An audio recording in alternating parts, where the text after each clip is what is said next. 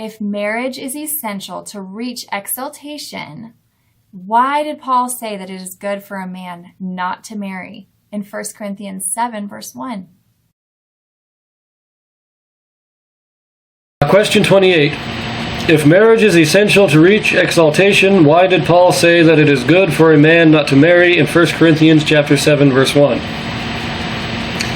There are a few things that I would like to point out regarding this chapter. First, let us read verse 1, which is the verse that the question references. It says, "Now concerning the things whereof ye wrote me, it is good for a man not to touch a woman."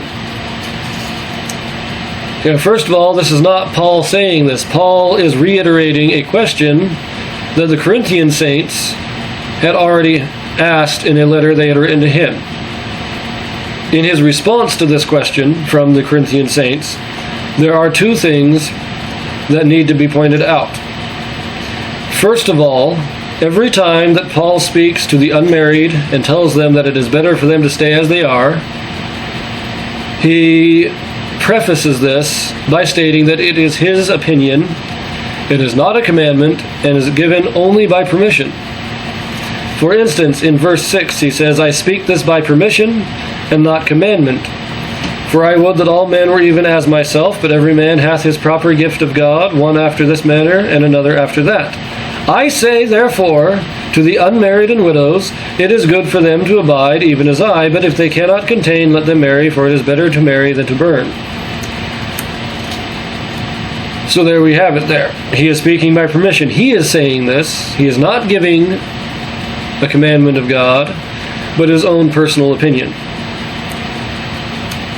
He then changes this in verse 10. He says, "And unto the married I command, yet not I, but the Lord."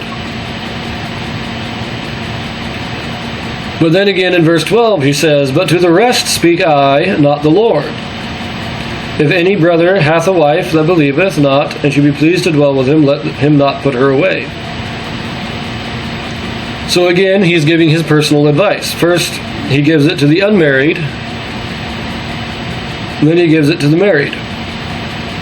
So the question is, why is he giving this advice, which seems to go contrary to what the church teaches?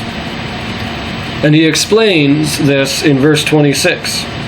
He states, "I suppose, therefore, that this is good for the present distress. I say that it is good for a man so to be.